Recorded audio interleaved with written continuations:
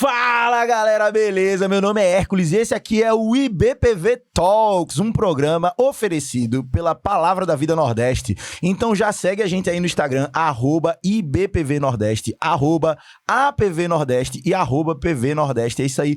E hoje nós iremos começar falando sobre esta obra aqui, ó. O Peregrino, livro de John Bunyan, livro muito conhecido. E eu não estou sozinho aqui hoje. Eu estou aqui com a galera vinda diretamente do Projeto Marcos. Eu estou aqui com alguns alunos do ano de 2024. Eu não sei quando você vai estar vendo esse vídeo, mas a gente está em 2024 e essa galera aqui é aluna este ano. Então eu quero agora que eles se apresentem. Vamos falar aqui primeiro à minha esquerda. Me chamo Ruth, tenho 24 anos, sou congregacional em Campina Grande, Paraíba e sou aluna do Projeto Marcos 2024. É isso aí. Me chamo Arthur, sou de João Pessoa, tenho 18 anos, terminei o ensino médio no ano passado e sou da Igreja Batista dos Bancários em João Pessoa. Isso aí, boa. Oi, gente, sou Isabela, também tenho 18 anos e acabei o ensino médio ano passado. Sou da Igreja Presbiteriana do Farol e sou aluna do Projeto Marcos. É isso aí. Gente, e o objetivo aqui hoje é muito simples. A gente vai aqui sentar, conversar com essa galera sobre O Peregrino, esse livro que tem influenciado pessoas ao longo da história por tanto tempo. E por que O Peregrino? Porque nós temos uma disciplina no Projeto Marcos chamada Vida Cristã. E é uma disciplina que eu sou professor e eu gosto muito dela.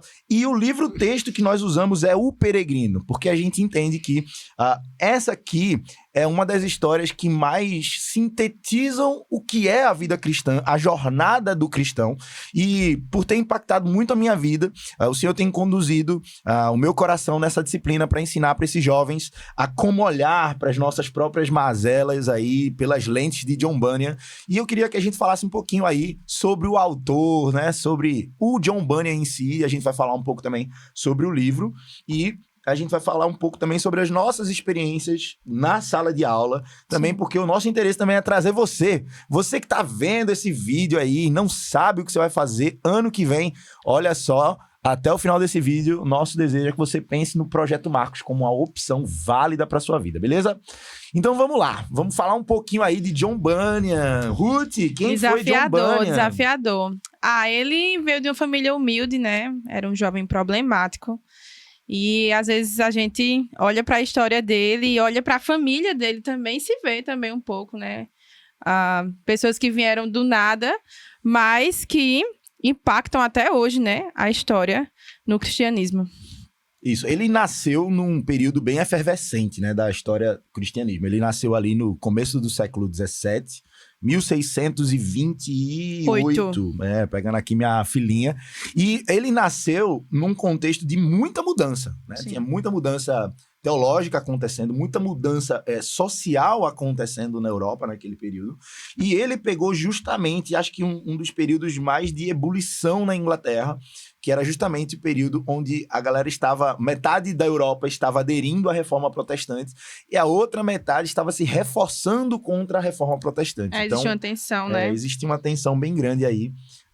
Nesse contexto, ele nasce, né? Ele nasce e dentro desse contexto a gente vê várias coisas acontecendo aí. E é interessante que dá pra ver no livro, nos encontros, né, que tem o Papa, que dá pra ver essa parte, né? Dá pra ver o conflito da época, que hoje em dia não faz tanto sentido alguns pontos que ele coloca, mas que na época fazia muito mais sentido. Estavam bem no contexto mesmo.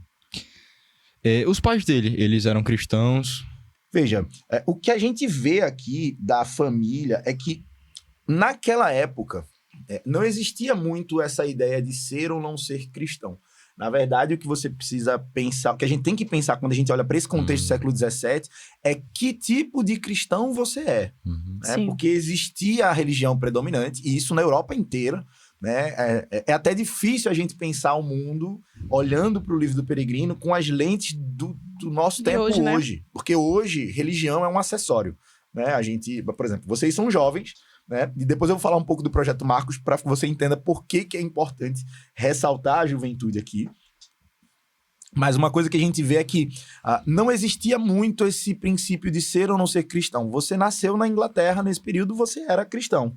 Né? O que vai fazer a grande mudança aqui, sobretudo na vida de John Bunyan, é como se dá essa interação de ser cristão com a realidade ao seu redor, né? De como se dá essa ideia de o que é ser cristão, o que significa, então, eu crer que há um Deus e como isso se revela e como isso se reflete na minha caminhada. Eu acho que quando a gente olha aqui John Bunyan, a gente vai ver que os conflitos dessa perspectiva de, eu amo a um Deus, mas eu não sei o que significa. À medida que ele vai crescendo e que ele vai entendendo o que significa se comprometer com Deus, aí eu acho que os conflitos, eles vão... O ponto de conversão, né? Assim, isso. porque muita gente já nasceu no berço cristão, mas realmente não teve um encontro ainda com Cristo, né? E aí é onde ele vai ter esse encontro ainda, né? Eu fiz uma timelinezinha aqui de John Bunyan para pegar a fila. E é interessante que o que eu vejo aqui é que com 16 anos ele se alistou e ele lutou na Guerra Civil Inglesa. Então, isso também é um negócio interessante. Você vê que os jovens naquela época, eles assumiam responsabilidades. Eles iam pra guerra. Eles não eram... reservistas. Não ficavam buscando reservistas. Então, assim, a gente vê que havia um senso de responsabilidade muito mais cedo. Tem um livro que eu tava lendo esses dias... olha aí, já fica a dica. Eu vou deixar a dica de livros aqui também no final. Já vão pensando também. Boa. Eu estava lendo o livro do C.S. Lewis, A Abolição do Homem. E o primeiro capítulo lida com essa ideia de homem sem peito. Né? De como a sociedade atual ela cria homens que não se envolvem com as coisas. Homens que se envolvem intelectualmente com algum tipo de pensamento, algum tipo de teoria, mas que quando o bicho pega mesmo, a galera não tem convicção. A galera não tem virtudes. Né? E a gente vê que é outro período, com todas as dificuldades, com todas as doideiras assim, que esse período trazia, era outro período. E você via assim, a naturalidade, né? Tipo, ele com 16 anos, ele serviu e ele foi pra guerra, né? Ele lutou na guerra. E aí depois ele vai lá, sai, volta da guerra, se casa com sua primeira esposa. E aí ele vai e tem o primeiro contato com uma vida devocional, de fato. Porque a esposa dele, ela tinha livro devocional, né? Tipo, ela lia a Bíblia, aquela historinha de criança, né? Leia a Bíblia e faça a oração. Ela fazia isso. Né? Isso fez a diferença, né? Isso fez a diferença. E aí, fala um pouquinho, Bela, do processo de conversão de John Bunyan aí, que a gente tava falando um pouquinho mais cedo. Antes de começar o podcast, a gente estava conversando, assim, como se deu a conversão dele. E aí a gente percebeu que ele cresceu numa sociedade cristã e quando ele casou com uma mulher cristã, e aí ele meio que se converteu. Esse livro aqui, que é o livro do Peregrino, com notas de estudo e ilustração, fala que ele se converteu ao cristianismo da época, dos séculos, ele fala. Bunyan conformou-se com muito zelo ao cristianismo dos séculos, ia à igreja 2 vezes no domingo, e falava e cantava com os mais importantes. Além disso, ele foi, de acordo com o seu próprio relato, tão dominado pelo espírito da superstição que apreciava, com grande devoção, tudo o que se relacionava à igreja, o altar, o sacerdote, o clérigo, as vestes, e tudo o que se relacionava com o culto. Então, ele tinha uma ideia de igreja, de santo, de sagrado, mas aí, logo após o livro, quando fala sobre o autor, ele fala que ele não era sensível ao perigo e o mal do pecado, e nem mesmo pensava no Salvador. E aí ele falou que... O livro fala que ele foi despertado da ilusão de justiça própria por meio de ouvir acidentalmente a conversa de 3 ou 4 mulheres pobres que se assentavam à porta para tomar sol em uma das ruas de Bedford e conversavam a respeito das coisas de Deus. E aí o livro fala que a atenção que Bunyan teve ao ouvir essas mulheres é que elas falavam com alegria, elas falavam... Sim. Com algo que realmente chamou a atenção dele. Não era aquela coisa formal, né? Não era como fala o clérigo, o sacerdote. Não era. Isso. Era mulheres pobres, numa tarde qualquer, falando do evangelho. Falando da vida com Deus, né? E às vezes, quando eu li isso, eu fiquei, nossa, que interessante. Porque a gente não sabe o quanto as nossas conversas podem impactar as pessoas que estão à nossa volta. No Projeto Marcos, a gente tem muito a ênfase de evangelizar.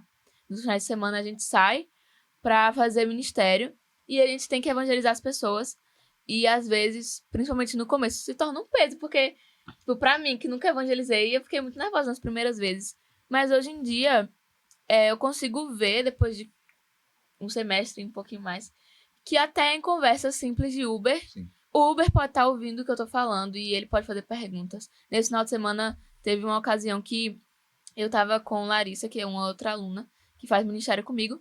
E a gente tava conversando sobre o final de semana, sobre a igreja. E o próprio Uber perguntou, mas o que é isso? Do que eles estão falando? E aí foi um ponto de contato para falar do evangelho. Então é muito interessante como as nossas conversas comuns, cotidianas, e a nossa vida diária pode, querendo ou não, salvar outra Impactar a vida de pessoa. outras pessoas. Né? Isso é legal.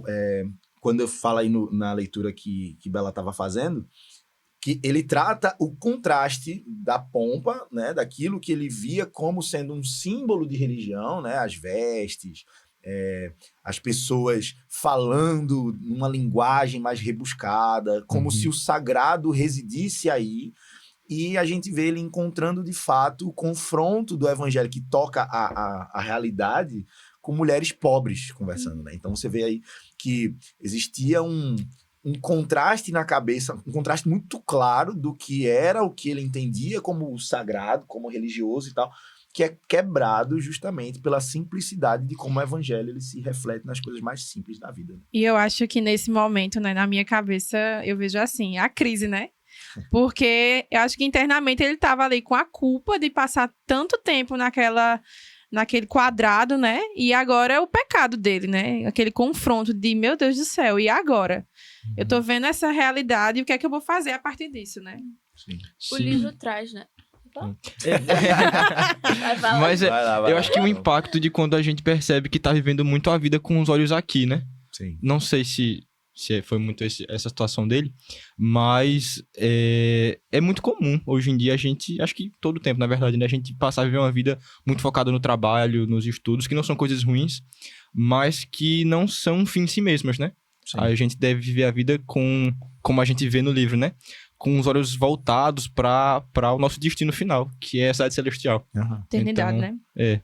Isso é muito interessante. Cara, e você vê aqui que, por exemplo, ele vai lutar com essa pegada da formalidade, de uma vida que agrada a Deus por muito tempo. Você vai ver que ele vai ter crises profundas demais com relação ao medo, mais o medo do inferno do que propriamente desfrutar de um relacionamento com Deus. Ele vivia muito baseado no medo. Então, até ele se encontrar de verdade com o Senhor, até ele ter um encontro real com o Deus que restaura vidas, né?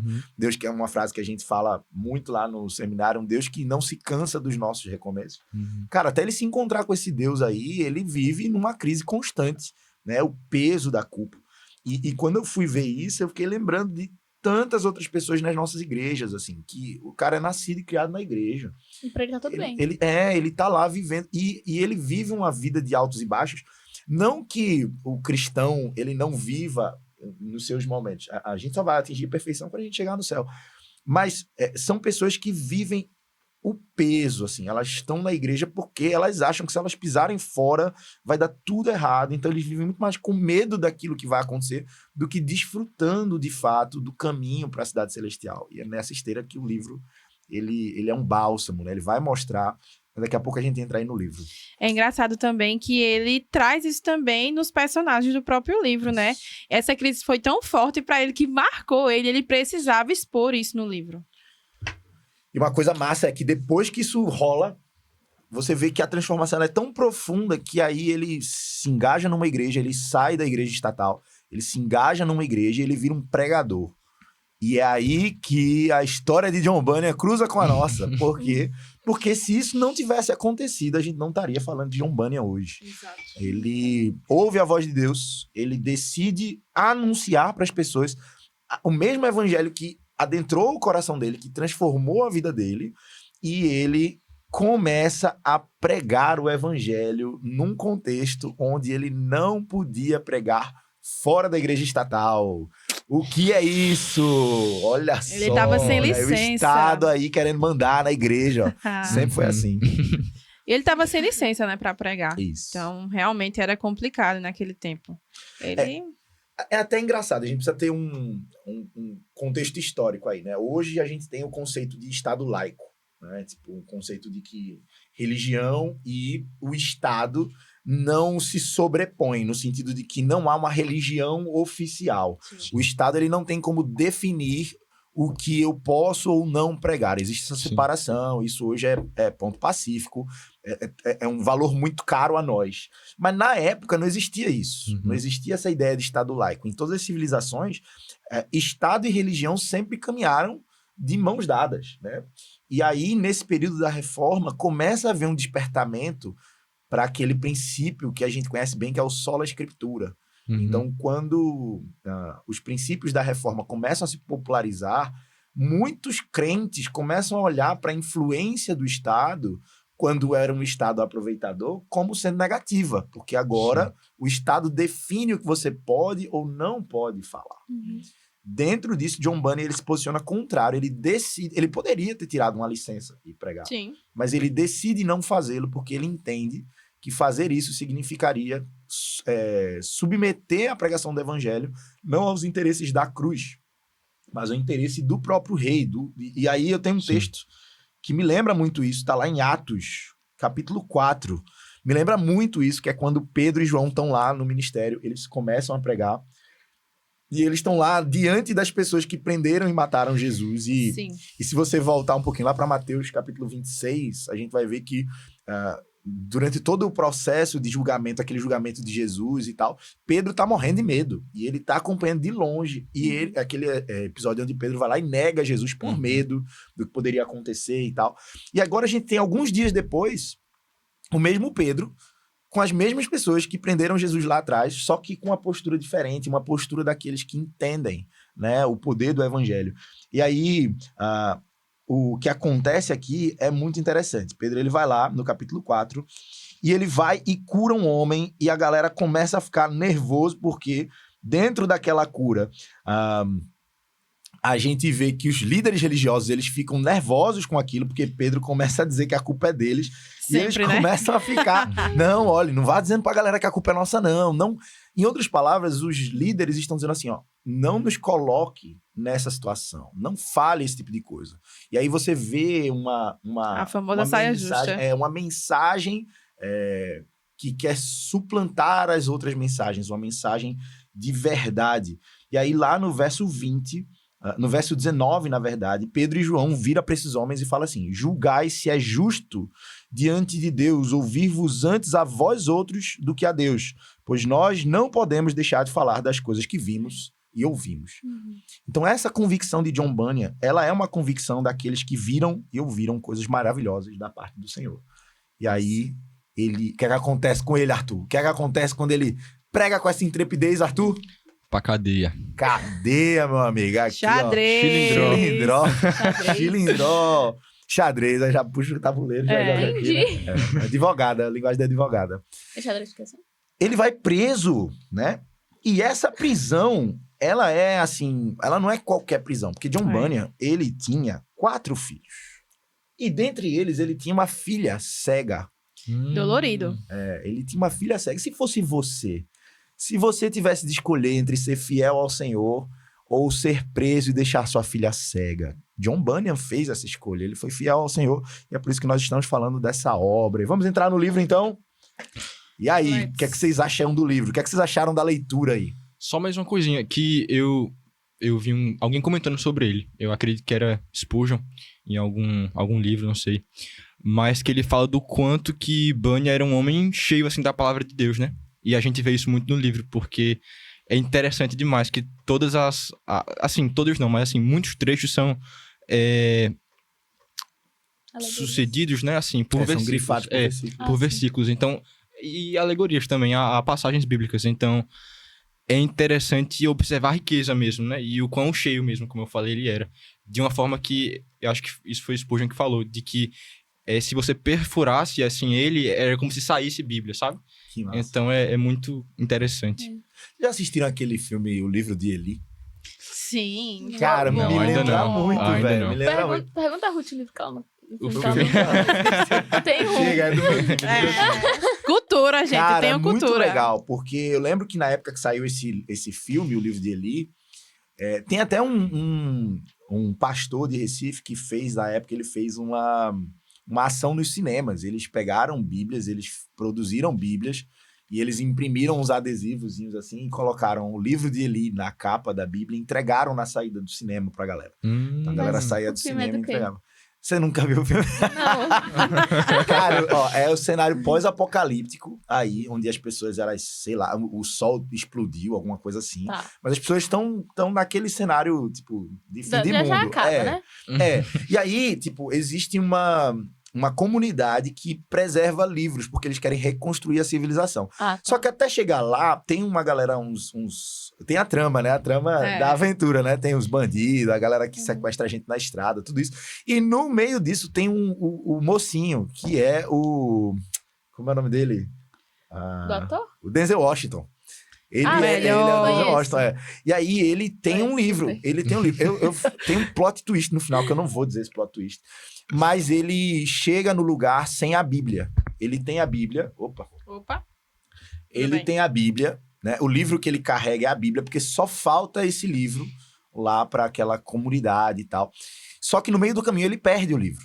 Ele perde o livro. Ele eu não vou dizer muitos detalhes, mas ele Tá. perde o livro. E ele começa a ditar a Bíblia, versículo por versículo. Ele começa, primeiro livro de Moisés, o Gênesis, capítulo 1, verso 1. No princípio. E aí, a pergunta que a gente se faz quando a gente termina esse livro é: se a Bíblia dependesse do seu conhecimento ou da sua memorização para ser reconstruída, o quanto dela você poderia contribuir, né?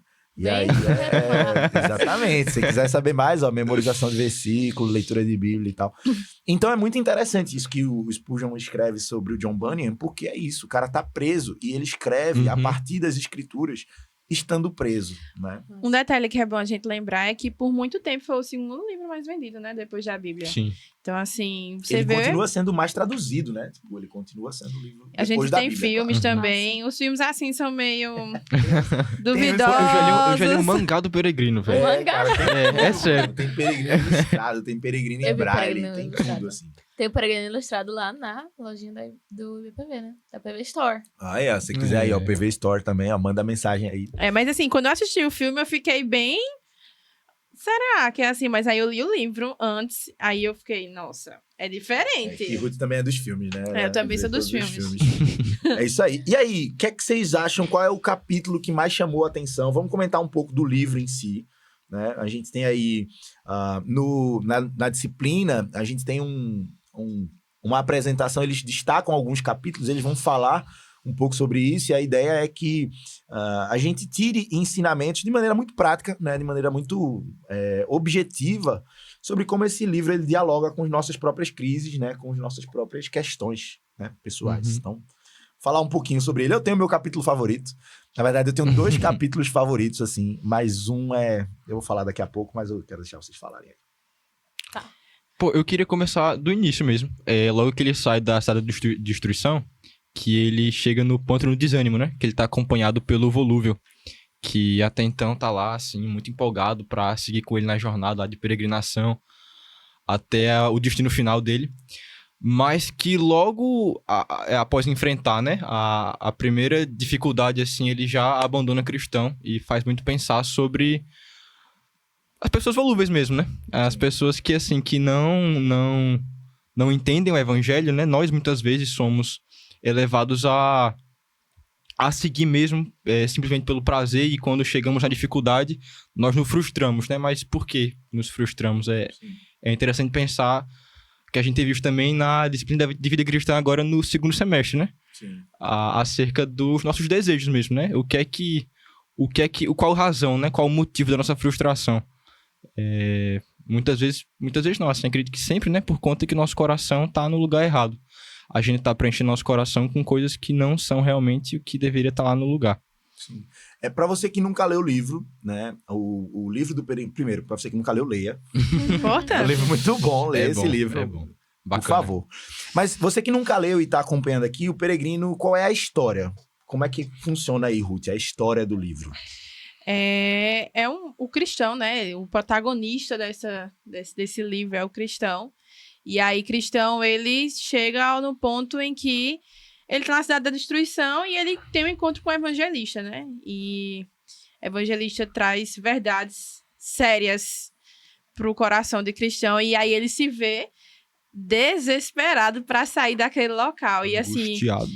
sem dar muito spoiler, né? E aí esse também não é o objetivo. Mas ele sai dali, como diz na minha cidade, afobado pra sair. Meu Deus, eu preciso sair daqui. E ele sai, ele deixa tudo, né? E aquilo angustia o coração dele quando ele lê aquelas verdades, né? E ele sai a caminho do ponto onde a evangelista mandou, né? Que é a famosa porta. Eita, isso aí. Peraí, que vocês estão muito rápido, calma. É verdade. Mas um ponto interessante que, assim, é legal, né, de pensar, e quando eu li a primeira vez o Peregrino, não foi no Projeto Marcos, mas quando eu li a primeira vez, eu achava que quem eu me identificava, né, era o cristão, né? Eu sou o cristão nessa história, Bem mas na certo. verdade não. É aquela pessoa que lê Harry Potter e acha que ela é Harry Potter. Na verdade, ela é Voldemort.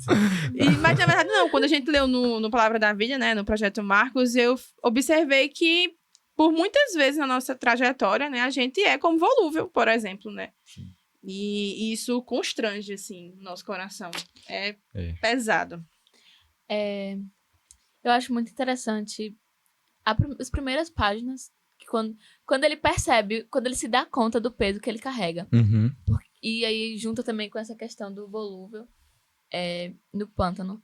Porque eu acho que falta ser pregado nas igrejas o inferno. Falta ser pregado que Deus é um Deus ótimo, Deus é um Deus muito bom pra gente. Deus é Deus. Mas às vezes a gente tem uma ideia de que Deus nunca deixaria a gente passar por nenhuma dificuldade. E quando a gente não tem noção do nosso pecado, quando a gente não tem noção do que nós merecemos, a gente vai viver que nem o cristão vivia antes. Ele nem sabia que ele tinha um peso que ele carregava nas costas. Então, eu louvo a Deus, porque um dia eu conheci a doutrina que fala que eu sou pecadora desde que eu nasci, que não tem nada de bom em mim. Porque imagina se até agora eu ainda achasse que eu sou Misericórdia. boa. Não, eu tenho um pedacinho ruim, mas eu sou boa também. Deus me livre. É isso. É interessante que a perspectiva do livro, ele trabalha uma progressão de compreensão e ele usa alguns personagens e todos os personagens, eles são mazelas da gente mesmo. Uhum. Sim. Né? A gente vê... começar pelo nome da cidade. Ele tá na cidade da destruição. A cidade que ele vive é a cidade da destruição. Porque ele entende que ele vive... É como se a cidade da destruição fosse o mundo que nós vivemos aqui. Esse mundo, ele tá datado. A Bíblia fala que um dia tudo isso vai acabar. Né? Isso vai ser destruído. Por quê? Porque o mundo jaz no maligno. Uhum. Então, dentro disso, ele pega um papelzinho da Bíblia, ele pega um livro, ele tá lendo um livrinho, e o livro fala lá, fuja da ira vindoura. E aí é que entra o desespero, porque ele tá numa pegada de perceber que a cidade vai ser destruída. Ele passa dias falando para as pessoas da cidade que eles precisam fugir da ira vindoura. E eu lembro que lá na Palavra da Vida, teve um grupo de interesse, que eu falei sobre o Peregrino, e uma das coisas que mais me chamou a atenção é quando a gente lê esse primeiro capítulo do Peregrino em paralelo com Mateus capítulo 10. Quando o Senhor Jesus ele fala que você vai ser odiado, você vai ser rejeitado. Ele fala dos seus familiares que vão rejeitar você, que vão se levantar contra aquilo que você está dizendo. Ele fala da ideia de você perder amigos, perder qualquer tipo de prestígio social que você venha a ter por causa do evangelho. E ele traz a perspectiva de nós sermos enviados como ovelhas no meio de lobos. Né? E é muito interessante que os próprios familiares dele, nesse começo, começam a zombar, eles ridicularizam, eles são rudes, até que chega um ponto que eles simplesmente ignoram ele.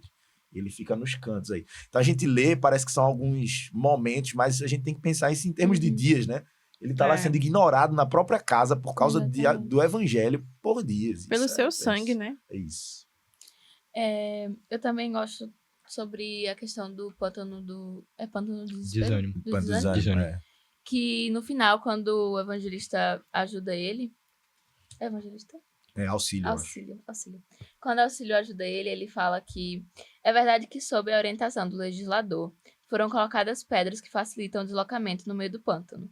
Mas existem momentos que, nesse lugar, vomita sua sujeira. Dificilmente, essas pedras podem ser vistas. Ou se estão visíveis, os homens ficam confusos, passam por cima delas e ficam atolados, apesar das pedras estarem lá. Mas uma vez que eles alcançam o portão, o solo é bom. Então, eu não sei se essa foi a imagem que ele quis trazer, mas eu vejo essas pedras muito como os exercícios que a gente pode ter da graça, a leitura bíblica, a oração, o ir à igreja. Porque quando a gente Hábitos piedosos, né? Quando a gente reconhece o nosso pecado, é meio que é muita informação ao mesmo tempo. E aí a gente cai no pântano do desânimo. Com vergonha, né? Com vergonha, ou até porque a gente não sabe por onde caminhar. Sim. E a gente, por não ter conhecimento, por ficar confuso, por a gente deixar o nosso pecado encobrir essas pedras que são as... Como foi que você falou? Atos piedosos. Hábitos piedosos. Hábitos piedosos.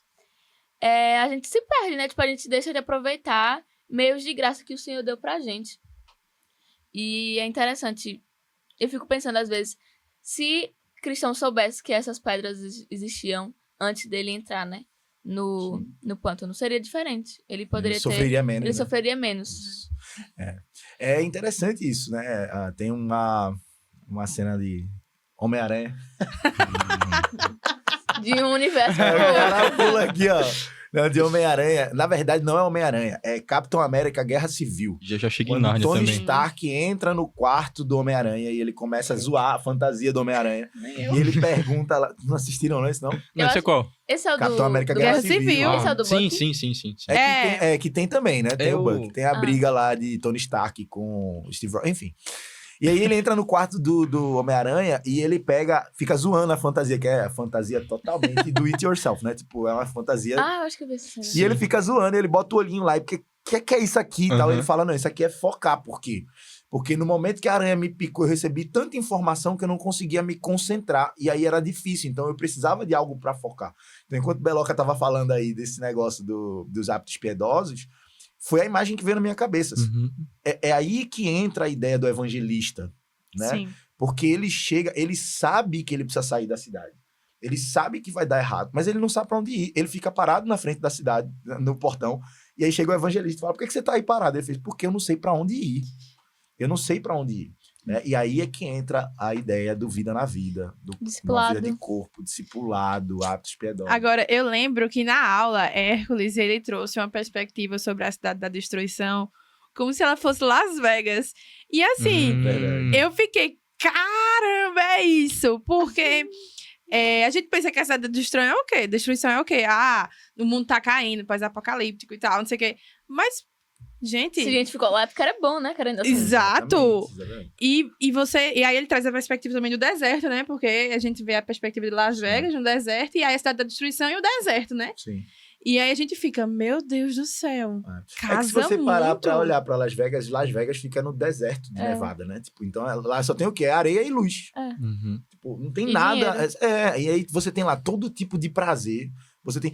Eu penso muito em Las Vegas quando eu olho mais pra frente, lá pra Feira das Feira das Vaidades. Vaidades. Sim, também. É meu capítulo favorito, assim, porque é o capítulo que esfrega mais claramente como nós não estamos prestando atenção no que tá acontecendo. Natureza caída, né? Tem até. Cara, o descaramento é tão grande que tem uma revista de moda chamada Fair. Vanity Fair. Fazer os melhores Cara, photoshoots. exatamente. E o nome da revista é literalmente Ai, meu Deus. Feira das Vaidades, que é um lugar terrível e nefasto, e a gente compra isso. As maiores celebridades do mundo estão nessa revista e se estapeiam para aparecer nela. Taylor E é uma Swift aí. revista super conceituada dentro do acabei mundo de da falar. moda, dentro da cultura. Da cultura. Esses caras.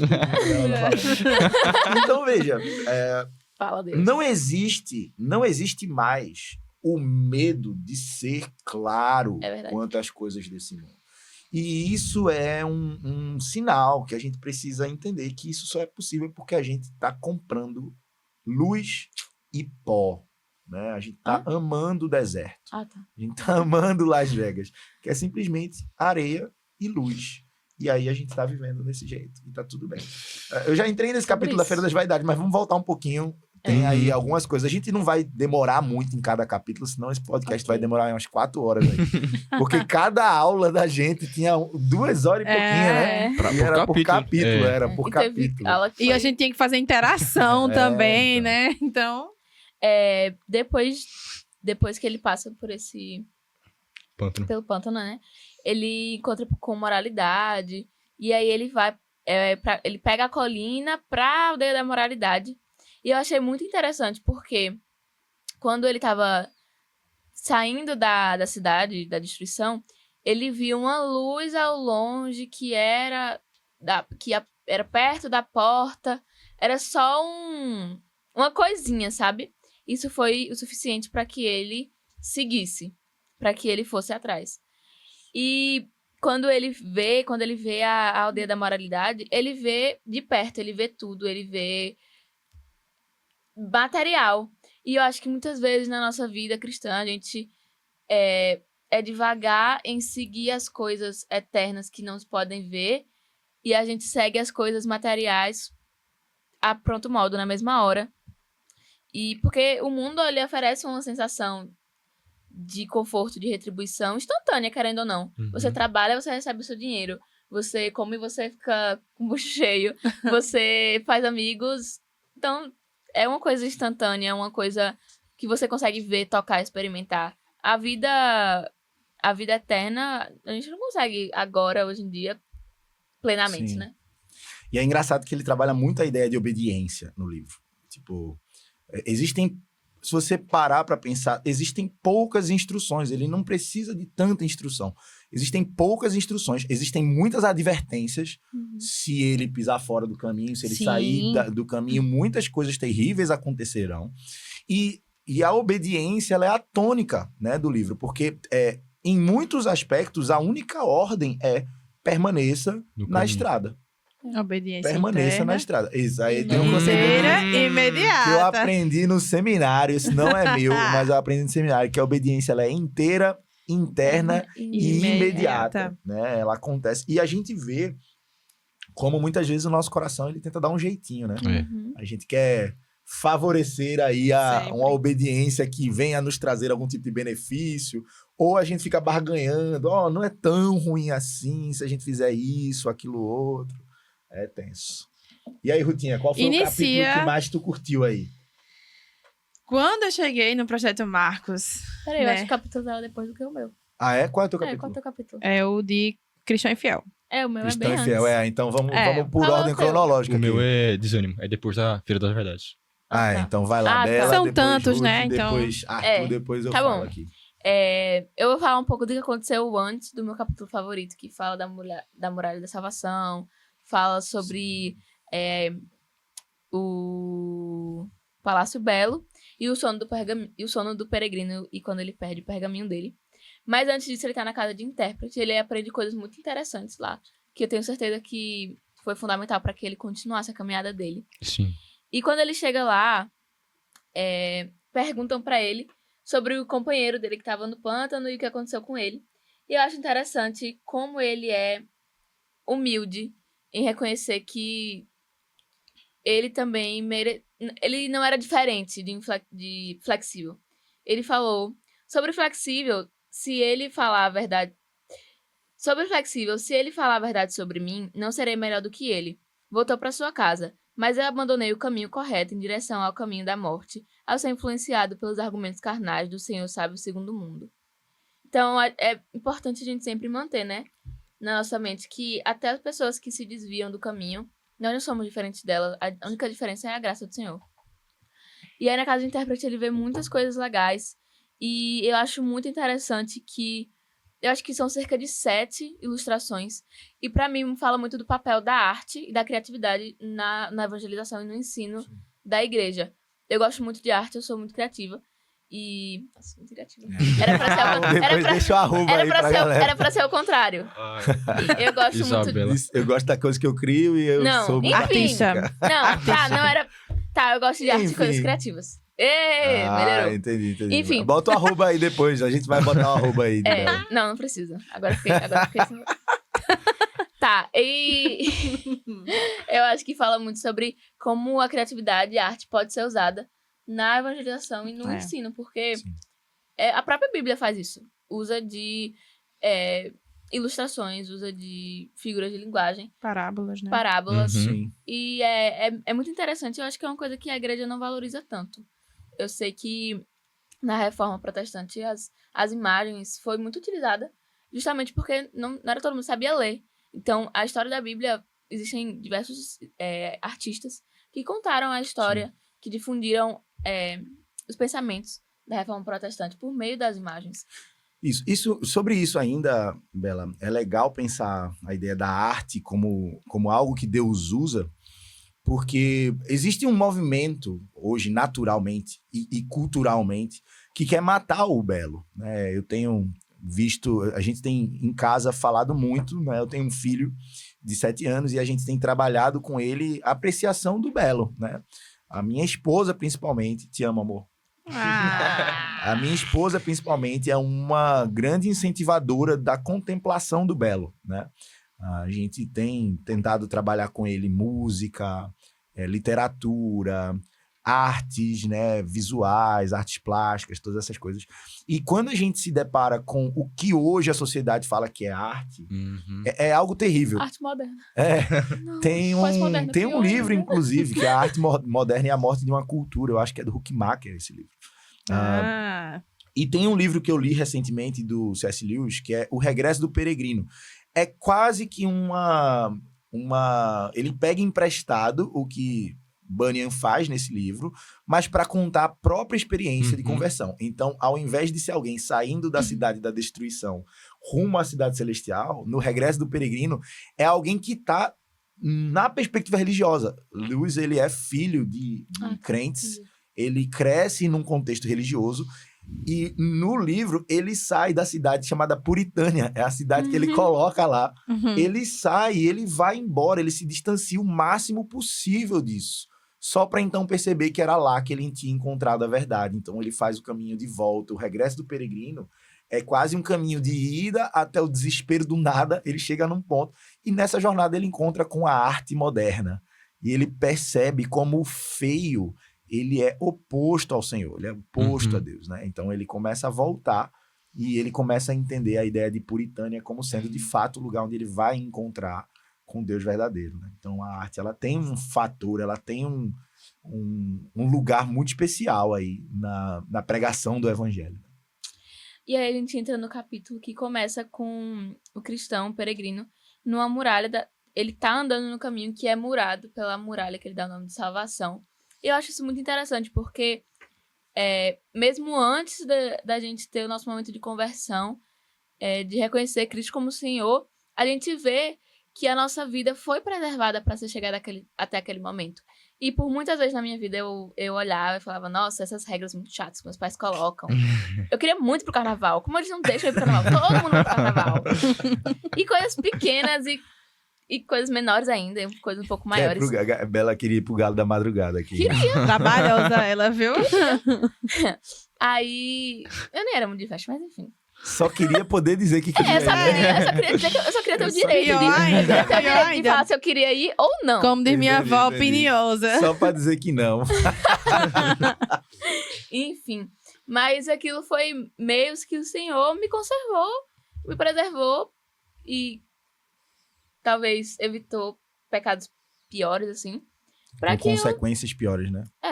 Pra que eu pudesse chegar ao próximo lugar, que é a contemplação da cruz. E aí o livro traz, não sei se o nome é sonetos, sei lá, uns poeminhas, assim, né? Aí eu gosto desse que fala: aqui cheguei sob o peso do meu pecado, nem aliviar-me podia da dor que havia carregado. Até que pra cá vim, que lugar maravilhoso, bendita cruz, bendito sepulcro. Seja ainda mais bendito o homem que lá foi envergonhado por esse perdido. Então eu acho que aqui fala muito, assim, é realmente uma contemplação. E o livro fala que ele para, e ele fica lá, e ele chora, e ele fica lá por um tempo. E é muito interessante, assim, porque não tem como a gente ver uma vida cristã que não contempla a cruz, que a gente olha para aquilo e passa direto. Não tem como. A cruz deve sempre nos fazer refletir, falar assim: seja ainda mais bendito o homem que lá foi envergonhado por esse perdido. E eu lembrei agora, né, que é o que a gente tá fazendo em Vida Cristã 2. A linha do tempo, né, ver a nossa história e ver onde a graça nos alcançou, os nossos problemas ao longo dela, mas aonde a graça nos alcançou e o ponto, né, onde a gente contemplou a cruz e, caramba, obrigado, Senhor!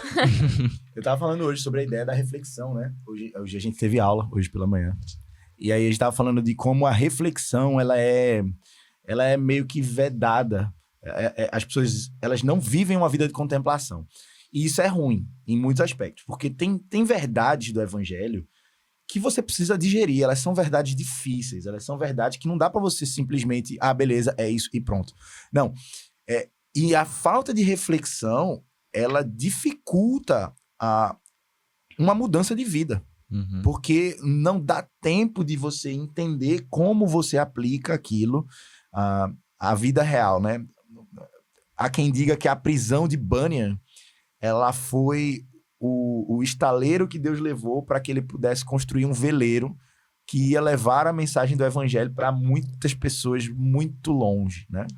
Então, eu acredito que a contemplação que ele dá na cruz, eu acho que se a gente viver na loucura dos dias atuais, a gente vai ser impossibilitado de contemplar a cruz. Até nas nossas igrejas no domingo. O que mais tem e se você faz isso, pare com isso, tá bom?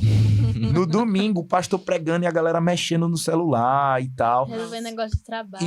Isso, porque a gente já tá condicionado a estar parcialmente nos lugares. A gente não tá completamente nos lugares. Então, o maior desafio, um dos maiores desafios hoje é você usar a Bíblia de papel na igreja. Nossa. Porque Bíblia de papel não chega notificação, Bíblia de papel não descarrega, Bíblia de papel não recebe o WhatsApp, nada disso. Então, um desafio é que você olhe para a comunhão dos santos como algo precioso, onde você contempla de fato não só a obra da cruz na sua vida, mas na vida dos outros. E se você vê que você faz parte de um corpo muito maior, né? É muito legal isso. C.S. Lewis, ele fazia parte de uma igreja. Eu tô citando ele o tempo todo, porque é meu queridinho do momento. Ele fazia parte de uma congregação que a galera não era tão culta, tão profunda, mas ele gostava de contemplar justamente essas questões na vida dos outros. No livro dele, Cartas de um Diabo ao Seu Aprendiz, ele fala que quando tem o jovem lá, né, que se converte, e aí ele fala para o demônio, não sei se você já leu esse livro, Sim. mas ele fala na perspectiva meio atravessada, é o demônio ensinando, um demônio experiente, o demônio-chefe. ensinando a um demônio menos experiente como ele deve tentar o humano dele. O estagiário, né? O estagiário, como é que ele deve trabalhar para atrapalhar a vida daquele humano. E ele fala assim, ó, uma das coisas que você pode fazer é focar a atenção dele enquanto ele tá na igreja no irmãozinho desafinado que tá cantando. Detalhes. Ou no cara que tá com a roupa surrada. Ou no cara que fala errado com a esposa. É basicamente isso. que estão falando de você. Isso. É tipo o discurso de hoje. Não vou na igreja porque tá cheio de hipócrita. Esse é o ponto, né? É isso. Aí você fala, não, mas tudo bem, cabe mais um, você pode vir e tal.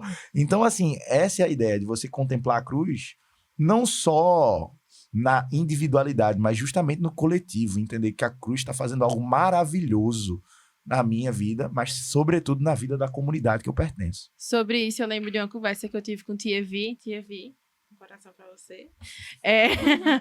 E a gente tava conversando exatamente sobre a igreja, né? E aí eu trouxe questões pra ela é minha discipuladora. E aí ela falando assim, Ruth, sabe aquele livro de noivos, quando pecadores dizem sim? É exatamente também a igreja. E eu fiquei, caramba, que verdade séria, né? Realmente são pecadores que disseram sim, que estão ali realmente nesse processo que é contínuo, né? Maravilha, Veloca. E aí, depois disso, chegam 3 seres celestiais que o nosso professor trouxe pra gente durante a aula. É a perspectiva da graça. A graça passada, a graça presente e a graça futura. Os 3 seres celestiais, eles trazem um perdão. Um traz o perdão total. O outro traz uma nova identidade, que é representada pelas novas vestes. E o outro traz um pergaminho selado, que significa a esperança. E, pra mim, isso é muito importante, porque a gente tem que conhecer as doutrinas do perdão, que nós somos inteiramente perdoados, de que nós somos uma nova criatura em Cristo, de que a gente tem uma esperança certa, como fala em Romanos 5, uma esperança que não decepciona. Sim. E a gente é selado com o Espírito Santo. Então, eu acho que isso é muito, muito caro, assim, da gente entender. E eu gostei de que ele botou 3 seres celestiais, porque realmente fala, quando a gente tem esse encontro com o Senhor, nós somos totalmente perdoados, e caminhando nós temos uma nova identidade, nós somos revestidos continuamente, e aponta para a graça futura, que é essa esperança, porque ele fala que quando ele chegar no portão da cidade celestial, ele vai apresentar esse selo, e é isso que vai deixar ele passar. E é muito bonito, eu acho. E aí, depois disso, ele continua caminhando e tá tudo bem, só que aí ele dorme. O sono, né? Ele Pega dorme. tudo. Olha aí, ó. Os crentes dormindo no culto aí, ó. Deus tá vendo. pecado também, dormir no viu? culto? Pastor, é pecado dormir no culto? Depende. Se o culto estiver rolando, é. Se o culto já tiver terminado, tá tranquilo. Quando eu li esse capítulo a primeira vez que eu li foi pra fazer foi agora, né? Pra fazer os trabalhos da leitura de vida cristã. E aí, quando eu li, foi quando eu tava falando com o meu discipulador, eu tive que voltar atrás de um pecado que, tipo, eu tinha cometido publicamente 3 meses atrás. Pra mim, tava ótimo. Tava tudo passado, todo mundo tinha esquecido Tava já. tudo certo. Tava tudo certo. Aí Só me esqueceu falaram... de combinar com Jesus. Vozes fontes da não, minha com cabeça. Jesus estava combinado, né? Só não falava pra pessoa, né? Me Detalhe. esqueceram de falar o grande detalhe que eu tinha que me retratar com as outras pessoas também. E aí, foi bem na época que eu li. E eu refleti, assim, que realmente isso... essa parte de peregrino fala muito da experiência que eu tava vivendo. Porque foi muito vergonhoso. Tipo, eu tive que mandar mensagem. Eu quero só esquecer. Eu lembro desse dia, hein? Eu não soube desse dia, então. A cada 5 segundos. Que bom. A cada 5 segundos. Enfim, e ele dorme lá e ele perde o pergaminho. E ele continua a caminhar e não percebe. E aí depois, quando ele... continuamente ele parava pra ler. E quando ele foi parar para ler o pergaminho, ele não achou. E aí ele traz outro pequeno poema que ele fala: miserável homem que sou, como pude dormir durante o dia, satisfazer minha carne e usar o descanso para curar o corpo, no lugar que o Senhor criou apenas para os peregrinos aliviarem a alma. Quantos passos dei em vão? E aí eu acho que essa parte traz muito alguns aspectos, que é a consequência da desatenção e do pecado de satisfazer a carne. Tanto a desatenção quanto a vontade deliberada, assim, de satisfazer a nossa carne. Pode ser o que o sono representa, né?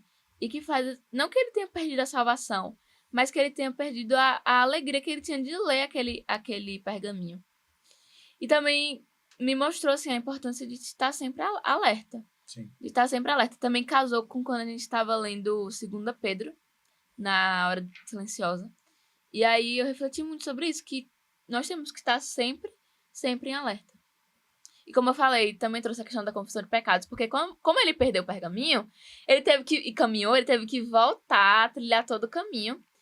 E é vergonhoso e é triste fazer essa caminhada de volta. Sem contar no atraso depois, né? Ele atrasa, ele chega de noite. Era pra ele chegar de dia e ele vai chegar de noite no lugar. E aí ele fala, ele repetidamente fala no livro, né? Quantos passos dei em vão. E ele olha, tem uma hora que tem o pôr do sol, e ele olha e ele fala assim, que bom esse lugar que eu tô agora, mas eu só consigo me lembrar de quando eu caí no sono. E aí me faz lembrar de uma frase que eu ouvi, mas que eu não lembro quem falou, que era que Pedro teve que ouvir o galo cantar a vida dele toda, pelo resto da vida dele, pelo menos uma vez por dia. E eu fico pensando, o que é que ele pensou, né? Quando ele ouvia o galo cantar. Será que ele pensava, ele voltava atrás e pensava, lembrava com dor do pecado dele? Ou será que ele pensava no grande amor que o Senhor tinha por ele? E eu acho que o caminho de volta sempre é vergonhoso, sempre vai ser melhor pra gente só resolver com Deus e tá tudo certo. Ego, né? O ego, né? Amaciar nosso ego. Mas o caminho de volta mostra muito da graça do Senhor também.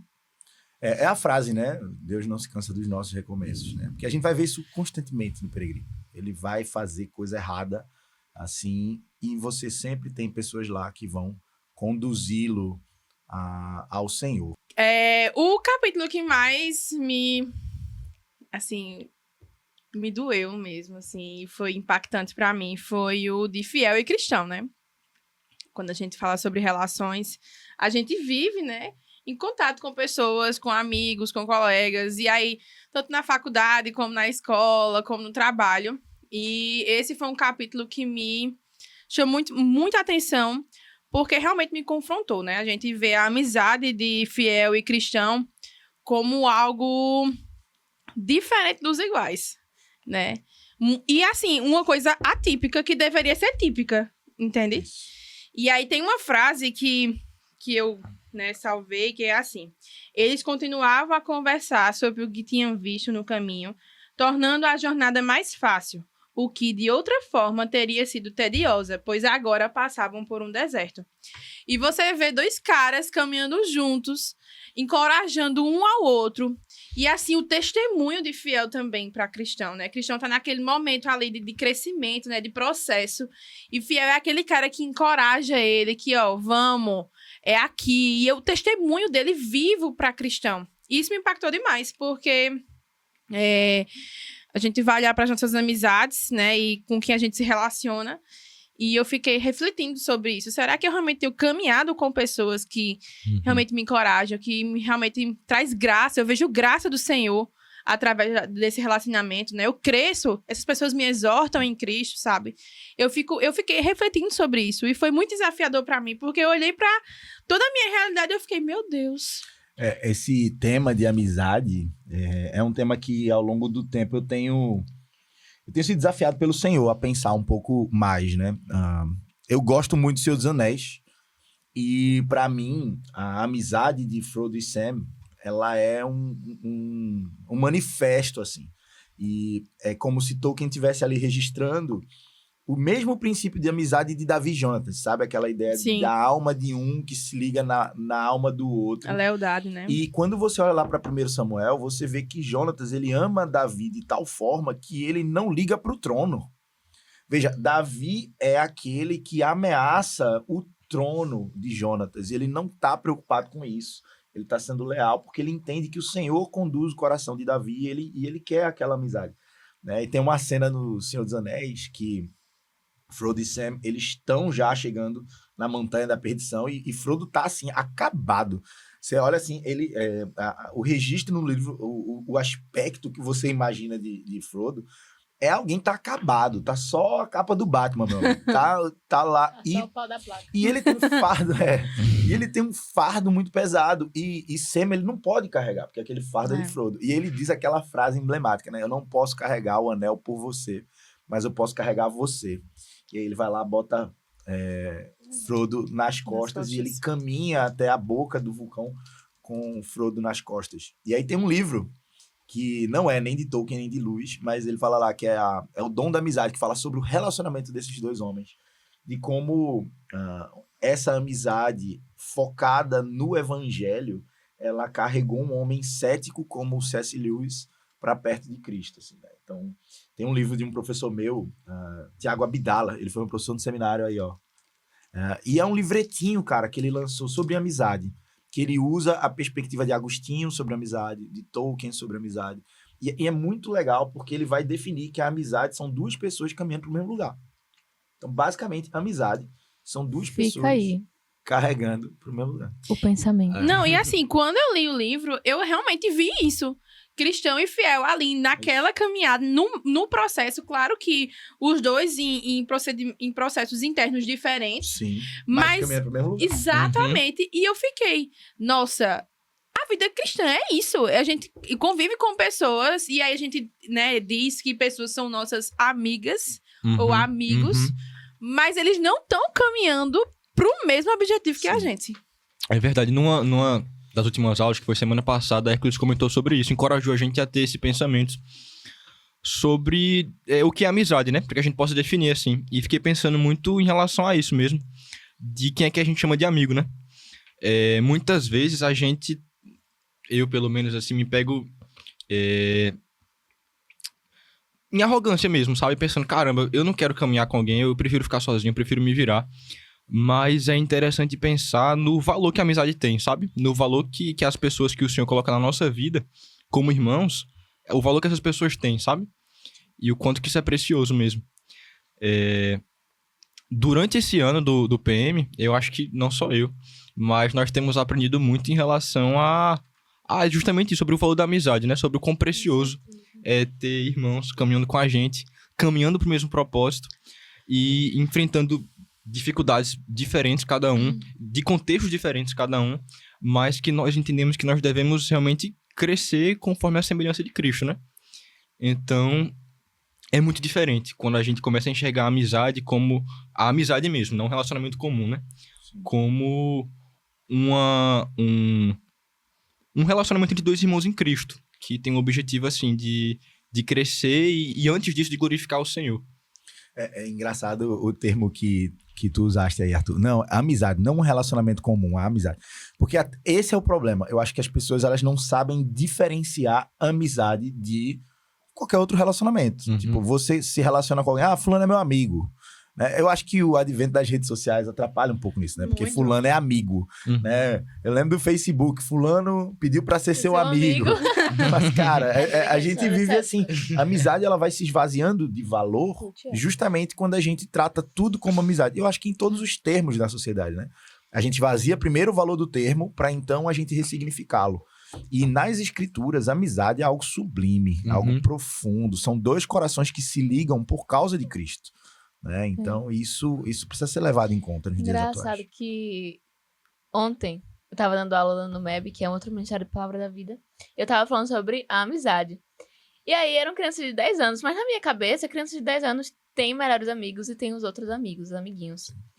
Só que eles não tinham na cabeça dele, todo mundo é amigo, todo mundo é igual. E aí eu me lembro que, realmente, quando eu tinha 10 anos, na minha cabeça, o que os adultos... Conheci um moleque no shopping hoje, o que os meu adultos, amigo. o que os adultos me falavam é que eu tinha que ser amiga de todo mundo. Aham. Mas não é assim, eu tive que fazer um...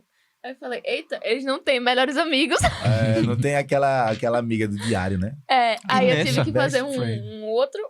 uma outra aplicação, assim, pra Quando a eles. gente não tem termos definidos, dá. Nessa ideia, a gente começa também a receber, né? Muita coisa de pessoas que não compartilham da fé que a gente tem. De pessoas que têm ideias que realmente são opostas às verdades pregadas, né, pelo Senhor na Bíblia mesmo. Então a gente passa a receber essas coisas de uma maneira assim, sem filtro mesmo. Teve outro momento também que me chamou muita atenção entre o fiel e o cristão, que ele falou assim: eu fui assim como você, uma vez cheio de medo e assombro, e não sabia para onde ir para a salvação. Mas, por acaso, eu me encontrei com um ancião cujo nome era evangelista, o qual me falou sobre a justiça de Jesus Cristo e o efeito da sua sangria da cruz, pela qual coisa eu estava confortado. E aí eu fiquei, caramba, as conversas... E aí você vai percebendo nos diálogos deles, que são conversas piedosas. E aí Aí eu lembrei automaticamente do que também tinha se colocado em aula, né? Quais são as suas conversas? Elas são conversas piedosas? E eu fui parar pra refletir O que é ano conversa atrás. piedosa? Pois é, cara. Um ano atrás eu fiquei... O que é piedade? Meu Deus. E assim... Foi a O ponta que do é? iceberg. Foi a ponta do iceberg. Não, e assim, entrei em crise, né? Porque a gente fala de conversa piedosa não com pessoas que não conhecem a Cristo, mas com pessoas que conhecem a Cristo, que sabem do que a gente tá conversando, que sabem da verdade do evangelho. E eu fiquei, meu Deus do céu, foram poucas as conversas piedosas que eu tive. E se isso a é gente parar chocante. pra olhar a vida comum, isso não é uma questão sua, né? É todo Isso mundo. é todo mundo. E assim, e as pessoas estão tudo bem com isso. Eu fico lembrando, nesse livro Dom da Amizade, eu fui conhecer um pouco mais dos Inklings, o que era um grupo literário, veja, formado por uma galera de Cambridge, né, professores universitários. Entre eles tinha lá Tolkien, C.S. Lewis, tinha um monte de outros acadêmicos, e essas pessoas se encontravam num pub para trocar ideia e ler as coisas uns dos outros. Veja, por causa dessa amizade, nós temos hoje Cartas do Diabo, Seu Aprendiz, Cristianismo Puro e Simples, As Crônicas de Nárnia, Senhor dos Anéis, O Hobbit. O Hobbit não, que o Hobbit já tinha sido escrito antes, mas todas essas coisas foram produzidas porque ficavam trocando ideias, eram amizades intencionais. Hoje, a gente tem mais tempo de amizade em redes sociais e aquela coisa bem de real. Você pega, né? É tudo tão rápido. É tudo tão corte. 15 segundos, 30 segundos. Então, eu lembro que eu fui Você gravar provavelmente tá vendo vídeo. esse corte também? Exatamente. eu lembro que eu fui ver um vídeo, que eu fui fazer um vídeo. A primeira vez que eu fui fazer um story no Instagram, não deu certo, porque cortava tudo. Não conseguia fazer. Eu faço, meu irmão, não sei falar rápido assim, não. Bicho. Coisa de tio, tá ligado? Então, eu ficava, meu irmão, sem falar rápido assim, não. Não, você tem aí 30 segundos. 30 segundos? Não dá, não, filho. Crise. Aí o cara fala, ai, meu Deus, eu vou... Cada história é uma palavra. Mas o mundo hoje, ele tá... E assim, existe coisa boa na velocidade, né? mas parece que tá tudo acelerado. E isso Uhum. faz com que a gente não observe a amizade como um dom, né? A Bíblia fala que é na angústia que nasce o irmão, que é o seu amigo, né? Se você não tem tempo de refletir na amizade, na angústia você vai se agarrar em quem? Com quem que você vai falar? Então, a gente precisa pensar nessas coisas, porque a Bíblia fala que há amigos que são mais chegados que irmãos. Só que isso leva tempo, isso leva reflexão, leva a compreensão real de para onde essa pessoa tá indo, né? Intencionalidade também. Intencionalidade. Quais são os princípios dessa pessoa, né? Então, eu dou glória a Deus pela vida de alguns amigos que Deus colocou na minha vida, que mesmo... E assim, não é esse dia de estar encangado o tempo todo, né?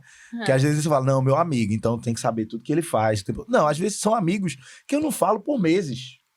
Mas eu sei que na hora da angústia eu posso ligar de 3 horas da manhã pra esse cara, ele vai me atender e ele vai me ajudar. Entendeu? Então, isso é a amizade. São duas pessoas que amam o Senhor andando com ele. E assim, não adianta a gente ler esse livro e não trazer aplicações práticas para nossa vida, né? E quando eu li esse capítulo, eu fiz, meu Deus, eu preciso rever quem são os meus amigos. Eu preciso rever quais são os princípios, quais são os meus princípios e quais são os princípios das pessoas que estão ao meu redor. E aí, eu me peguei pensando, né? Quem são os meus amigos? Quem são essas pessoas que eu realmente posso contar, né? E aí eu fiz uma oração ao Senhor para que a gente pudesse estar realmente com pessoas que caminhassem para o mesmo objetivo, para o mesmo alvo. Que massa, Rutinha, que massa. Eu gosto bastante desse livro porque ele me ajudou a clarear a minha tese de que amizade, ela precisa ser dentro das pessoas que compreendem a vida da mesma forma. Né? Muito bom, muito bom. E você, Tuzão? Bom. Bom, é aí, ó. Bacana. Foi muito bom. Em homenagem a Billy, foi muito bacana. Foi massa demais. Muito massa. Foi o bicho. Foi o bicho, foi o Foi bicho. o bicho. Você Eu me descobri fala. que quem fala bacana não é Billy, é ele. Sou cara. eu. Billy tá pegando Ele de mim. aprendeu a falar que nem velho com o Arthur. Ó, 6 amizade. meses, né? A amizade é o discipulado Amizade. rolando aí, ó. Vida na vida. Bacana. O capítulo que mais me chamou a atenção foi o que eles vão passar lá, que eles ficam presos, né? Eles, no caso, cristão e esperançoso. Isso depois já da Feira das Vaidades. Depois da Feira das e tal. Vaidades. Eles saem do caminho, né? Eles encontram outra rota que levava por um caminho que era mais fácil, porque os pés deles estavam cansados, então eles foram procurar mais facilidade, mais conforto. Então, nisso, seguindo esse caminho, eles acabam chegando lá no Castelo do Desânimo, né? Então, esse capítulo me pegou bastante, porque muitas vezes a gente desanima na nossa caminhada, né? A gente, poxa, fica cansado e a gente tem esperança do nosso lado, mas ainda assim a gente não vê solução, a gente parece que quer fechar os olhos para isso, quer, sei lá, continuar onde a gente tá, sabe? Mas o que me chamou a atenção também foi o que os tirou de lá, né? O cristão, ele carregava no peito dele a chave da promessa, né? E ele tinha se Então, esquecido. ele tem se esquecido disso. né, cara? Então, ele tinha com ele, né? Isso e deixado de lado, sei lá, esquecido. E então, ele se lembra e consegue se libertar desse castelo do desânimo, né? Isso. Ele se lembra da promessa do Senhor que foi dada a ele. Então, com isso, ele sai disso. Cara, e é Lá na legal casa porque... do intérprete. Isso, ele Ele vê a vê um mesma cara na gaiola, né? Tá lá na Sim, cela. verdade. E aí, verdade. quem é você? Não, sou um homem que não perdeu a esperança. Tipo, Uhum. E é legal porque no castelo tá ele e E a esperançoso. A esperança tá lá com Nossa, ele, legal. né? É muito legal. E aí ele vai lá e ele fala, por que você tá aí? Ele fala, porque eu esqueci, eu tô sem esperança, eu tô sem esperança. Ele só repete isso, ele tá, pô, eu me perdi, eu esqueci das promessas de Deus. E ele começa a falar isso. Sim. E lá na frente a gente vai ver que aquele homem é ele, Sim. sem o Senhor. Ele é ele. Spoiler. Spoiler aí, ó. Mas a gente segurou um spoiler grande aí, ó. Seguramos, Por exemplo, a gente seguramos. falou... Aí, por exemplo, Pulou de fiel pra esperança. Exatamente. O que aconteceu? Leia o Vai ler livro. o livro. Vai ler o livro. Né? Muito legal isso. não, e assim, quando Arthur tava falando sobre isso, eu lembrei rapidamente do povo do Antigo Testamento, né? O povo de Deus que Boa. sempre Uhum. esquecia. Uhum. E uma coisa que eu sempre tento colocar no meu coração é, Senhor, que o Senhor possa trazer à memória aquilo que me traz esperança, né? E, assim, a gente realmente não é só o povo do Antigo Testamento que esquecia. Não. A gente também esquece. E aí eu lembro... e também eu lembro que uma vez, a gente conversando, né? A Hércules falou que na casa dele tem um potinho, né? De agradecimento. Sim, pra lembrar pote de gratidão. das graças que o Senhor tinha feito pela vida de vocês. E como aquilo, assim, me deixou impactada. Eu fiz, meu Deus, é isso. Cadê a gratidão no nosso coração? A gente esquece com muita facilidade. E, por exemplo, quando a gente pensa nessa ideia do esquecer, eu lembro de novo de um livro das Crônicas de Nárnia, que é A Cadeira de Prata. É meu favorito. Tem gente que não gosta, mas é muito bom, tá bom? Melhor livro que tem. E uma das orientações que eles recebem é de ficar relembrando as orientações, porque eles iam caminhar e eles iam começar a esquecer.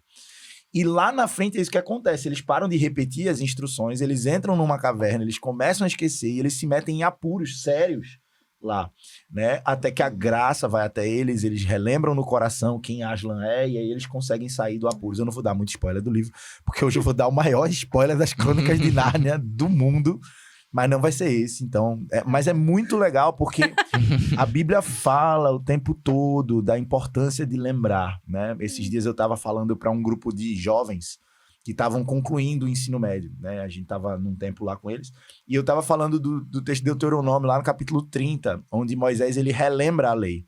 E ele fala que eu coloco diante de vocês hoje vida e morte, né? E escolha a vida para que vivas. E a vida ali é nada mais, nada menos que obediência. Obedeça aos estatutos do Senhor. Se você obedecer, você vai ter vida. Se você desobedecer, você vai ter morte.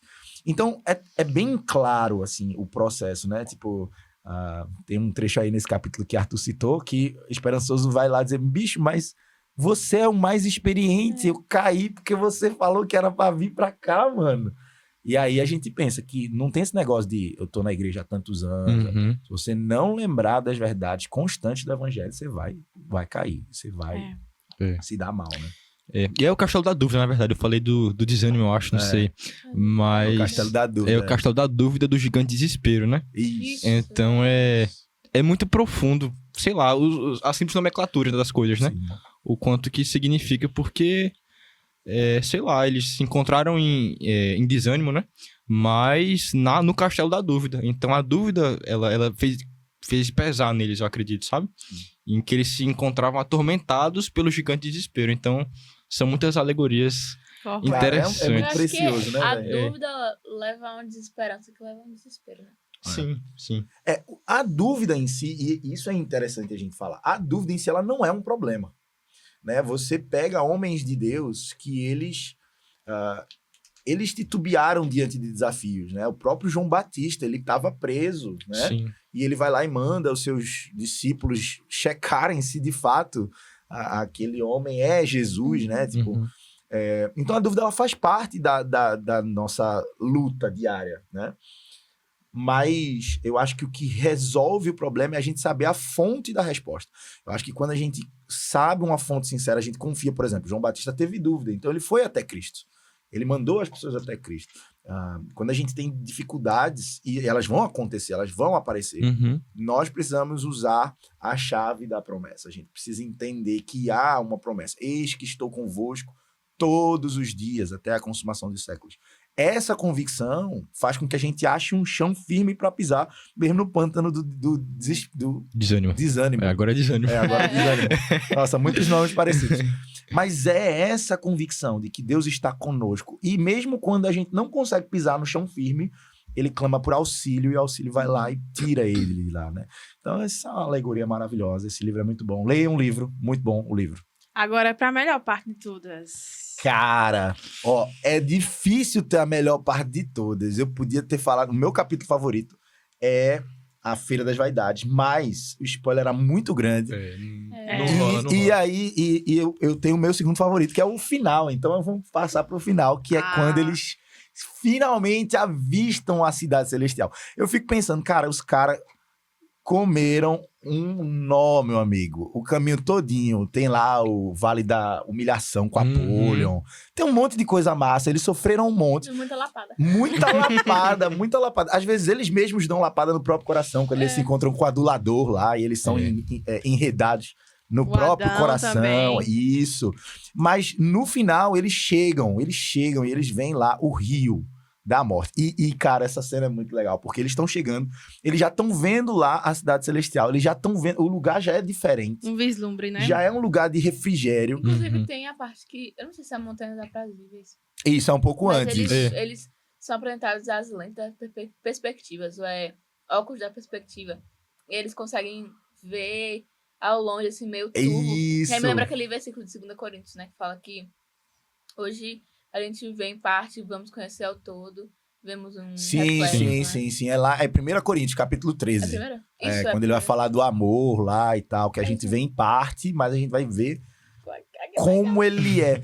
Cara, e é muito legal, porque é o final, é o objetivo, é o alvo de toda a jornada do crente. É você contemplar. Eu fico pensando em João registrando em Apocalipse lá a Nova Jerusalém. E aí, quando ele termina de registrar aquilo ali, ele não tem mais nada a dizer a não ser Maranata. Ora vem. Vem, Senhor Jesus. Tipo, eu quero isso aí. E aí eu Uhum. fico imaginando cristão contemplando a cidade celestial. Só que ele não contava com um elemento que era a morte ali. O rio da morte. E aí é que pega o Tadã. desespero. É essa parte que eu queria ler aqui. Ele vê tudo aquilo e ele contempla todas aquelas horas ali. E aquilo ele fica bem legal. Mas tem uma hora que ele fala da morte e aí ele fica nervoso. E dentro disso, aquelas pessoas que estavam orientando eles, ele fala assim, ó, vocês devem atravessá-lo ou não alcançarão o portão. Cara, você precisa atravessar a morte Foi a ou você primeira não vez vai que eu chegar li, lá. né? Foi a primeira vez que eu li. Daí, eu não tava entendendo muito bem o que era o rio. Aí, quando falou assim, você não pode chegar na cidade celestial sem passar, eu falei, Isso. E aí ele... é agora então, né, Não, que e eles tem vão uma hora que ele morrer. fala assim... Chegou. Ele fala assim, mas só tem esse jeito de passar? Eu falei, não, tem outro jeito. Mas só 2 pessoas na estrada, Aí foi que eu falei, que foi justamente mesmo. Enoque e Elias, que não morreram, né? Então eles passaram sem... Referências bíblicas. Leia o Antigo Isso, Testamento. Exatamente. Uhum. E aí ele começa a ficar um pouco nervoso e ele fala assim... Ele pergunta se o rio tinha a mesma profundidade em toda a extensão. E aí eles disseram não. Pois a profundidade do rio depende da fé que alguém deposita no rei da cidade. Eu E acho isso isso me muito faz bonito. refletir em como nós, crentes, lidamos com a morte. Sim. Né? Porque, veja, nós temos a promessa, nós temos a segurança. Um dia nós estaremos com o Senhor, né? E naquele lugar onde não há choro, onde não há dor, onde não há morte. Mas para a gente chegar nesse lugar, a gente precisa passar pelo Rio da Morte. E eu vejo muita gente dizendo assim, eu inclusive dizia isso no passado. Não, eu quero que Jesus volte, quando eu era mais novo, né? Eu quero que Jesus volte, mas antes eu quero me casar, eu quero ter filho, eu quero não sei o quê. Aí, hoje eu tenho um filho, né? Aí o pensamento é, eu quero ver meu filho crescer, eu quero ver meu filho... Em última instância, o que a gente tá dizendo é que essas coisas são melhores do que o céu. Né? A gente casar, a gente ver o filho crescer, isso é melhor do que estar com o Senhor. Em última instância, significa que no dia que nós nos encontrarmos com o Rio da Morte, a gente não vai ter a nossa fé totalmente colocada no rei da cidade. A gente vai estar morrendo de medo, porque tem coisas nesse mundo que são prende, mais né? importantes pra gente do que estar com o nosso Senhor. Graças a Deus, ele é misericordioso e ele nos ajuda a entendermos essas coisas, e ele fez isso com o cristão, mas quando eu olhei isso aqui, eu fiquei, caramba, o bicho tá cheio de paixões e amores ainda. O cara passou por tudo isso, tá vendo a cidade celestial, mas ainda tem coisas lá, né, que o seguram. Mas é interessante que ele vai lá e Esperançoso tá lá ajudando ele e tal, e eles começam a passar. E aí, quando eles começam a passar, Esperançoso vai de boa. Passou, tô do outro lado e tal. E quando o cristão vai passar, começa o desespero. Né? Porque ele começa a lembrar das acusações, ele começa a lembrar de quem ele é, da maldade, de como ele é indigno, de todas essas coisas. E dentre essas coisas, ele fala assim, ó. Ele fala que o Senhor o abandonou. Ele fala assim, ó, certamente se eu estivesse certo, eles viriam me ajudar. Mas por causa dos meus pecados, estamos nessa armadilha e fui abandonado. E aí Esperançoso vai lá e fala, meu irmão, você se esqueceu do texto que fala dos perversos. Porque não há... Porque não há apertos na sua morte, mas firme está a sua força. Não se acham os trabalhos como outros homens, nem são afligidos com outros homens. Ele começa a lembrar de questões que não são verdadeiras. Ele começa a pensar na morte diferente de como o seu Senhor coloca para ele lá. E a gente vê que ele ainda tá com a mente cheia de tormentos. Aí você fica, meu irmão, o bicho não aprendeu nada, velho. Ele passou por isso tudinho e não aprendeu nada. Mas então ele vê o Senhor. Ele vê o Senhor e a alma dele se acalma. E ele é levado até outra margem. E aí ele chega. E aí quando ele chega... agora, à margem do rio, do outro lado, viram novamente os 2 seres resplandecentes esperando por eles. E aí eles chegam lá e eles começam a olhar a cidade celestial. Olha só, eles começam a conversar e eles começam a ver o Monte Sião, Jerusalém celestial, e o bicho pega porque eles começam a ver a grande beleza que aguarda no final. E aí, quando eu estava vendo esse capítulo, eu lembrei de um outro livro, que aí essa é a minha última citação, que é das Crônicas de Nárnia, da Batalha Final, que é quando eles finalmente entram na Nárnia verdadeira. E aí, tem uma hora que eles estão com Aslan e eles estão lá felizes da vida, tá todo mundo lá. Eu não vou falar muito, mas eu vou falar aqui o maior spoiler do livro, que eles começam a ficar meio, assim, tipo, desconfiados e tal. E Aslan vira pra eles e fala assim, vocês ainda não parecem tão felizes como eu gostaria. E aí eles respondem, é que estamos com medo de ser mandados embora, Aslan. Já fomos mandados de volta ao nosso próprio mundo muitas vezes. Se você já leu as Crônicas de Nárnia, você vai ver que todo final de livro eles voltam pra Londres. E aí eles estavam naquela, cara, tá muito legal aqui, mas daqui a pouco a gente vai voltar pra Londres, vai acabar. A gente sabe como é que termina essa história. E eles começam a ficar meio temerosos. E aí, nesse ponto, Aslan fala pra eles assim, ó, não precisam ter medo, disse o leão. Vocês ainda não perceberam? E aí eles sentiram o coração pulsar forte e uma leve esperança foi crescendo dentro deles. E aí, Aslan fala assim pra ele, acabaram-se as aulas, chegaram as férias, acabou-se o sonho, rompeu a manhã. E à medida que ele falava, já não lhes parecia mais um leão, e as coisas que começaram a acontecer a partir daquele momento eram tão lindas e grandiosas que não consigo descrevê-las. Para nós, este é o fim de todas as histórias, e podemos dizer com absoluta certeza que todos viveram felizes para sempre. Para eles, porém, este foi apenas o começo da verdadeira história. Toda a vida deles neste mundo e todas as suas aventuras em Nárnia haviam sido apenas a capa e a primeira página do livro. Agora, finalmente, estavam começando o capítulo 1 da grande história que ninguém na Terra jamais leu. A história que continua eternamente e na qual cada capítulo é muito melhor do que o anterior. Meu irmão, isso é a cidade celestial, velho. Então, quando eu vejo isso, não dá pra dizer outra coisa, a não ser o que João escreve lá em Apocalipse. Maranata, vem Senhor Jesus. Amém. Amém. É isso aí. Glória a Deus pela vida de John Bunyan, porque Deus levanta homens como esse homem, né? Agora sim, Hércules, como é que eu faço pra, entendeu, ter essas aulas? Eita, aí, momento merchan aí, ó. Como é que eu faço? Isso aí. Veja só, isso que a gente comentou aqui agora faz parte, na verdade foi um recorte bem pequenininho, Bem curto. né, bem curto, de uma disciplina que a gente tem durante todo o semestre, que é de vida cristã, e a gente analisa com muito mais profundidade cada capítulo dessa obra de John Bunyan. E é uma disciplina dentre tantas outras que esses jovens tiveram nesse ano no Projeto Marcos, né? Então, se você quiser saber um pouco mais do Projeto Marcos, entra aqui, pergunta, fala com a gente, manda mensagem. Mas, ó, deixa eu falar pra você, nos dias 11, 12 e 13 de outubro, nós vamos ter o IBPV Experience, que é um fim de semana onde você vai poder imergir no que é o Projeto Marcos. Você vai ter aulas, vai ter experiência de grupão, você vai conversar com essa galera lá também, vai poder trocar experiência, vai poder ouvir deles o que é que Deus tem feito na vida deles. E que você pode também ter conversas com a gente. Certamente vai ser um privilégio ter você com a gente lá, para aprender um pouco mais sobre a palavra de Deus. E quem sabe, em 2025, você não é nosso aluno. Então, ó, hashtag Vem pro XP. Vamos combinar de novo aqui, ó. Hashtag Vem pro XP. É isso aí, galera. Valeu. Eu gostaria de agradecer a presença desses jovens aqui. Grande privilégio poder dividir a bancada com vocês aqui, ó. Arthurzinho, Ruth, Bela. Aqui por trás das câmeras tem Júlia também, ó. Júlia foi nossa aluna em 2021. Tá aqui com a gente agora, servindo. E lembrando a você que esse programa, o IBPV Talks, é um oferecimento do Palavra da Vida Nordeste. PV Nordeste. Lugar não há, só no céu. É isso aí. Então, ó, acompanha nossas redes, acompanha o Instagram, IBPV Nordeste, @APV Nordeste e @PV Nordeste. E fica por dentro de tudo que a gente tá fazendo, beleza? Deus abençoe vocês aí. Vou dar um tempo pra cada um mandar um salve para os seus aí, ó. Ruth, quer mandar um salve? Salve aí pra minha galera de Campina Grande, Paraíba, Congregacionais Eita, Centrais. isso aí. Boa. Arthurzão. Um abraço grande pros meus amigos aí, minha família de uma pessoa. Amo muitos vocês. Abraço. Beijo, mãe. Beijo, pai. Levi, tô gravando um podcast. É isso aí, galera. Acompanha a gente aí. Se Deus quiser, a gente vai trazer muito mais coisa pra vocês aí. Valeu! Deus abençoe!